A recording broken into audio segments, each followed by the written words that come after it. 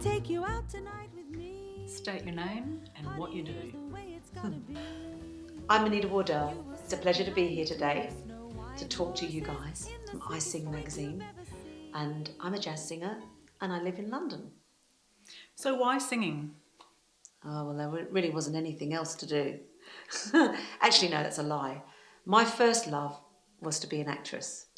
I really wanted to be an actress and I loved musical theatre. And that's how I found my love for standards, actually. And then when I was at school, I studied singing, but most of the songs that I chose to sing were that of standards. And I loved singing, and I was rubbish at it, really rubbish at it when I first started. I just couldn't sing very well. And so I got into the acting for a while, and then I realised it was singing that I really wanted to do. So how did you, obviously you found out about the old standard kind of jazz, but how did you then move from singing the more pure way of singing those old standards to jazz? Well, interestingly enough, I didn't realise at the time that there was anything else. I thought that those standards that I heard in those musicals, you know, my mum said to me, oh, they're jazz as well. I didn't realise that the two were connected. So it wasn't until I got to Teachers College in Adelaide, South Australia, and the teacher that I had inspired me to listen to the big bands of Duke Ellington, Glenn Miller, Tommy Dorsey, Count Basie. And then I heard all the singers singing with those bands. And then I heard the solos. And then he would say, right, now you've listened to that, why don't you check out these guys? And then the names like Charlie Parker came up. But it was when I heard Charlie Parker that I was absolutely blown away, because I thought, that's what I want to do. That's really what I want to do. I love it. I don't know how it happened, but it just did. What was it about the Charlie Parker stuff that you enjoyed? Well, I think that, you know, if I'm honest, it might sound a bit kind of strange, but the speed of which he played at, with the most wonderful melodic lines weaving in and out, making such a wonderful story, a melodic story, a musical story, a rhythmic story. I think it just spoke to me, you know. So did you have any singers who you could refer to who did that sort of thing?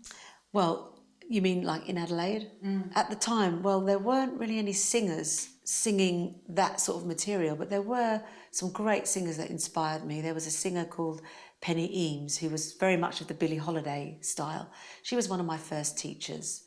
That showed me, you know, about phrasing and things.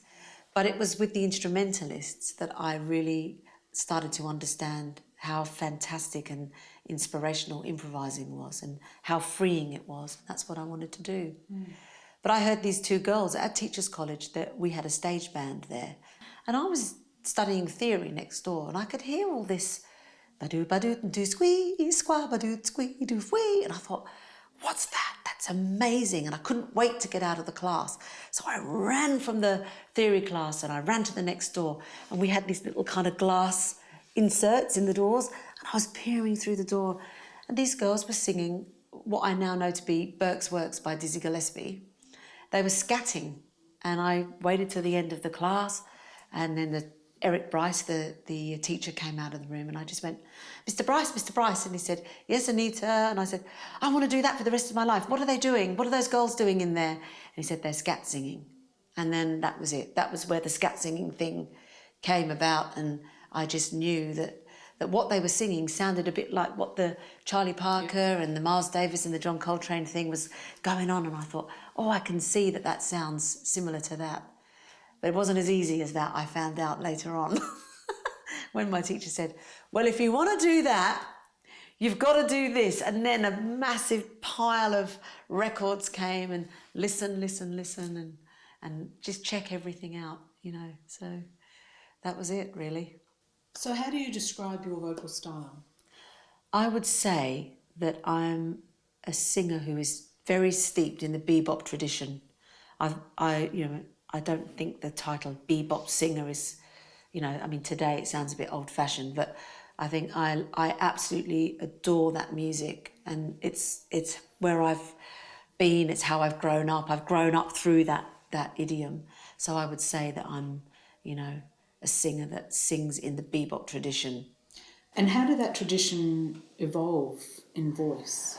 Well, I think that, you know, when you look back and see the early singers that kind of sang bebop or scat syllables, nonsense, they called it nonsense syllables, but I like to change it to wordless syllables. You know, it sounds a bit more, you know, nonsense sort of sounds a bit denigrating, doesn't it?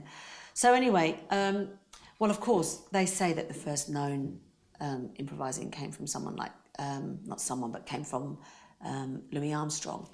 And they always say that, you know, maybe it was because he forgot the words. I don't quite believe that. I don't think so. And then there's early scat singers. Well, there's King Pleasure, the first kind of bebop scat singers. King Pleasure, Eddie Jefferson, and, well, Betty Roche, who sang with the Duke Ellington big band. And they did that version of Take the A Train. It's absolutely fabulous, and you can hear little bits of bebop scatting come out. And then there's Lambert, Hendricks and Ross. And then, of course, people like Sarah Vaughan was an absolutely incredible musician. And she scatted a lot. And she sang with Charlie Parker. And Charlie Parker was very much in favour with the way that she improvised, because she was a total musician. She played piano as well. And apart from having an amazing voice, this woman was an amazing musician, and she knew all the chord changes. And well, anyone that plays piano has a really good idea of that. And also Carmen McRae, whose scat style is slightly different, but still comes from a place where she knows what she's talking about. Betty Carter, she's very, very loose the way she scats, and she started to get a bit more modern, a bit more bebop-y, I think. More contemporary sounds, and kind of sort of stretched things out as she sings, you know, like where it's very much that sort of fast scatting. You get and it's much more loose and filling up a lot more space in terms of length. So there is a really great historic sort of line of improvisers that we can be inspired by, and certainly I am, you know. Yeah. The thing that I really found interesting about Lambert, Hendricks and Ross was that they would take whole big band arrangements, and then actually with three voices manage to somehow depict that arrangement as well as all the improvisation. Incredible. And copying other people's solos. Yeah, absolutely. And then writing lyrics to them. I mean, that group pioneered the Vocalese tradition. Tell us a bit more about what Vocalese is. Vocalese is the art of writing lyrics to an instrumental solo. The idea of writing lyrics to solos has been so helpful in my career in understanding musical lines, you know, actual jazz feel and jazz rhythm. It's so incredible. What I try to tell my students when they write lyrics to Vocalese is learn the solo first. Learn the solo as is, as close to as possible, so that you're not guesstimating what some of the notes are. Slow it down and write, and make sure there's a syllable on every note. Do you see what I mean? Because sometimes people write one syllable and they try and make it fit three notes. And I think you've got to look at it syllable by syllable. Can you give us a little example? Well, yeah, so if you're thinking, ba-ba-da-dee-ba-dee-bab, some people might miss the triplet at the beginning and go, can I ask a question? So it's, please may I ask a question? I mean, that's just a silly example. But if you think about it, some people like kind of skim over things like triplets and just kind of run in one word and can I ask? And slide it. But it sounds so much more, you know, idiomatic, and it just sounds more correct as well, you know, to get those rhythms completely in the pocket. Yeah. So what are the fundamentals for learning to sing in the jazz style, in your opinion? The first and two most important things that I think is ear training and rhythm. And rhythm which encompasses feel and groove. Because you can sing in good time or sing with good time, but you don't always have a good feel. Do you see what I mean? They're very subtle differences, but, you know, not everybody gets it. If you're thinking about swing in particular, and I mean, let's face it, if you're going to start to study jazz singing, swing feel is the most important thing to look at in the beginning, so that you get a whole historical foundation, if you like. So if you're thinking about timing.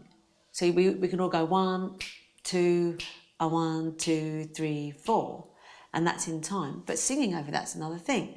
So if you're going 1, 2, a 1, there will be many other nights. Well, I'm singing it in time, but I wouldn't say I was locked into the pocket. So the first thing I think of is there will be many other nights like this. So that's the first thing, is to make sure that sits in the bar and it's really grooving, and you're singing with what I call kind of commitment, yeah? And then you can pad it out afterwards with more emotion, which also helps to get into the right feel as well. So I think it's important that you practice at all tempos, and you practice at in all feels as well, so that you get your swing feel together, you get your straight bosses and kind of maybe more even eighths kind of feels really locked into the pocket. So what about Vocalese? How would you advise someone who goes about learning a Vocalese? Well, exactly the same way. When you're learning somebody else's Vocalese, so when I learnt, say, In a Mellow Tone, for instance, by Lambert, Hendricks and Ross, I slowed it down, and then build up the speed bit by bit. And, it's when you're learning a Vocalese like that, you're actually transcribing, aren't you? So when you're transcribing, you're not only transcribing rhythm and melody, you're transcribing emotion, you're transcribing flow, you're transcribing the bits where no one's singing. And I find that fascinating. What do you think the most common misconceptions are about jazz singing? Well, I think one of the most common misconceptions is about scat singing. When I've taught so many people scatting, I've done so many workshops on scatting, and there are some, not all, people that think that it's where you just go free and you can sing whatever you like and you can make whatever sound you like, and they don't realise that you have to have some kind of connection to the song or tune that you're singing, or if you're singing, free jazz, for instance, there's got to be some emotional connection somewhere. And I mean, some of the scat syllables that people come out with seem to be sort of unnecessary. And I think if only they could see that the scat syllables are the least important thing about improvising on voice. It's about melody and about rhythm and about communication. Basically, you're doing exactly what an improviser on an instrument does. You're just performing a solo. You're making up a solo as you go along. And as we know, instrumentalists, they learn scales and rhythmic patterns and listen a lot and transcribe a lot. We do that too. So it's interesting that some people have an idea that's so far away from really what it's about. And I think that's why a lot of people end up not liking scat, because it's got this kind of weird, well, I thought you could do what you wanted type of attitude, but no, it's not true. And what about jazz in general? Jazz in general, I think a lot of people, one of the misconceptions I think for that is that people think that you're being indulgent, and it's really upsetting when you think that, because I think that it's a really valid art form. It's such an exciting and spontaneous art form, and I think it sounds spontaneous because you do the work underneath it. You build up a foundation, you build up all this knowledge, you suss out the history, you look at where it started, where it's been and where it is now. You have a full picture of it, and I think that when you realise how much hard work goes into that, as with any genre of music, there is always hard work, especially those people that are amazing and that you think are fantastic and really move you when they play. I think people don't realise how much hard work goes into it to do it properly. Okay, so you've been the winner of a couple of jazz awards. People have actually recognised all your hard work finally. And I'm like, why haven't they done it sooner? Aww. So what awards were they? Well, the first one in 2006 was the BBC Jazz Award. And at that time, that was my first CD that came out with the record company I'm with now, Proper Records, their subsidiary label was Specific. So at that time, it all came out at the same time. And then I think that was the CD that got me that recognition, which was wonderful. It was so exciting. And Dame Cleo Lane gave me my award, and I was reduced to a 15-year-old again on stage, and I felt my knees shaking and all that, but it was great. And the second one was in 2013. That was the British Jazz Award up in Birmingham for big band music. Yeah. So have these awards impacted on your career in any way? Well, I would like to say yes, but not really. I mean, I find that it's wonderful that I've been recognised for what I do, but it doesn't get you, you know, it would be silly to think that it would kind of like push you to places like Carnegie Hall or something like that. It doesn't do that, but it's just like a quiet little thing that just moves up. I think that people say, oh, she's won a couple of awards. I think it's good for that, good for your CV and your website and things. So how do you get vocally ready or physically ready to do a gig? Do you have a routine or anything?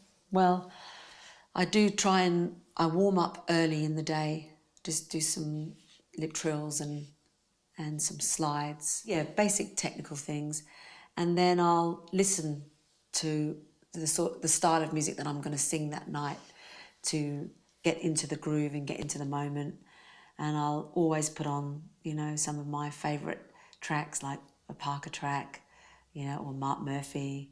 So as long as I'm warmed up, I try not to sing my songs through. I try and just like look at that, you know, week, you know, in the week before the gig. If I get a chance, I realise what I'm going to sing. But most of the time, warm up and then just listen, try and chill out, maybe do a little bit of meditation or something. Not that I'm a big meditation person, but I find that lying down and just, you know, relaxing my body is always a good thing, and I just get centred. So sometimes I know with a jazz gig you may actually turn up and not actually have ever played with or sung with some of the band members. Can you talk us through how a jazz singer can get to that place where they feel comfortable to do that? Yeah, exactly. And that was a real learning curve for me when I first started singing jazz. I was continually surprised each time that I went to a new place and played with different people, how much I didn't know and how much I hadn't understood about it. And then I realised that I needed to get a lot of things together. So the first thing I did was start learning some theory and understanding what key I sang things in, what time signature it was in, what the form of the tune was, what tempo I'd like to sing it at, and practice counting in. You'd often see me walking around the streets of Adelaide when I was young going, fast blues, 1, 2, 1, 2, 3, 4, right? Okay. Medium bossa, 1, 2, 1, 2, 3, 4. Probably looked like a complete nutter walking down the road, but that was where I practiced. I practiced doing those kind of things away from the band because I didn't want to, you know, I didn't want the band to feel responsible for having to count tunes in or tell me what key I was in. I got all that down because I knew I was going to need it at some point. Then I thought about intros and endings, and then I thought I need to get my pad together. So I got my pad together, title, key, who was it written by, knew how to say a few things about the tune, worked out the intro, worked out the ending. If there were any specific things in the chart that I wanted to do, I made sure I knew what they were. Did I want some stabs? You know, the autumn leaves, ga, and I knew how to explain that to the band so that there weren't any holes in it for anything to kind of fall apart. And if it did fall apart, you know, well, I'd done my best. So that's what I do. So now if I go and play with a band that I don't know, I know my charts now. So in the intro I can go, okay, there's the root, da, I'm starting on the fifth, da, da, da, get there, yeah, I know what I'm, good. So those kind of things, that does it. Let's talk about your teaching. I know you've taught in lots of places around the world, and having also come to some of your workshops and had lessons with you, I know what a wonderful teacher you are, and you're very inspirational, you're very passionate about what you do. What do you get from teaching? Do you know what? I actually learn so much from teaching about so many things. I learn a lot about psychology. Not that I claim to be a psychologist in any way, shape or form, but just looking at people when they're talking to you and understanding how they're thinking, what's going on for them. You've got to be able to think really quickly. I've learned how to do that. This method's not working for that person. Okay, plan B. I've learned how to do that. Read people if it doesn't seem to be comfortable, and really feel for people and try to be compassionate, because I think learning is a very serious business. If I'm teaching somebody a specific thing and they're not getting it, I think, how would I get that? Do I understand that? No. Okay, I've got to teach that in a way that I can understand it first. And so that's been good. And I've also thought, whilst I'm teaching, I get these little thoughts that go in my head that say, you should be practicing that. That's what you should be doing. It's like this little demon on there, on the shoulder. And so that's helped me a lot. And also things with like scat singing, it's made me prepare a lot of things. I write a lot of things down now when I've been teaching somebody, and then I think I need to practice that so that it's so clear that when I teach that, they get it the first time. Yes. So if someone wanted to get into jazz today, like seriously, and I'm not talking about someone who wants to sing a jazz song. No. What advice would you give them? Great. I do this every day when a new singing student comes to my house, and I give them a lesson, and they say, I want to be a jazz singer. And I always ask the question, what sort of jazz singer do you want to be? And they say, I want to be a jazz singer that improvises and understands phrasing. I said, great, okay, right. So here's what you have to do. You need to understand ear training and improve your ears. You really need to understand with singing in good time, with good feel and good groove. You need to listen to loads and loads and loads of jazz. If you want to be a jazz singer, if you want to be a singer of any style, you've got to check out what's come before you. You've got to check out everything. Check it out. Leave no stone unturned, I say. And that would just really give you a massive, you'd be pumped up with all this wonderful music that's out there that will inspire you and give you some vocabulary and some language. Because basically I think that's what's missing. Make sure that they get their sound together too, because the first thing that people hear is the sound that you have, isn't it? And you don't really want to sound like anyone else. You want to be inspired by other people. You want your own sound. So there are a lot of factors involved. And then when it comes to the improvising, I say transcribe lots and lots of solos so that you really understand what your options are when you're singing, when you're scatting in particular, and you've listened to people like Cannonball Adderley, Miles Davis, Clifford Brown, all the greats. You know what styles they sing. Oh, they're bebop. Oh, they're post-bop. Oh, they're cool. Oh, that's West Coast. That's this, Having a deep knowledge of what it is you actually are going into. And then if you still like it after all that checklist, then fine, let's start. Do you know what I mean? But I think the most important thing is you've got to listen to it. If someone wants to connect with you or come and see one of your gigs or have a lesson with you, how can they get in contact? Well, they can go to my website, which is www.anitawardell.com. There's a sign-up form and you can contact me that way. And if you want to come and do some workshops, a lot of my workshops are advertised on my website, but I have this new program that I'm doing with Trudy Kerr, and the website address for that is www.jazzsingingschool.com, and that will be a site where you'll be able to get lots of tips and do some tutorials there, and also get information about our summer schools and any workshops we're doing. And social media? Social media, Twitter and Facebook. I'm on both of those. Okay. Yeah. Well, thanks so much for talking to us today. Oh, thanks for having me. I've had the time of my life. Brilliant. I've learned a lot, and I look forward to seeing how things go over the year. Yeah, thank you. Brilliant. Thank you.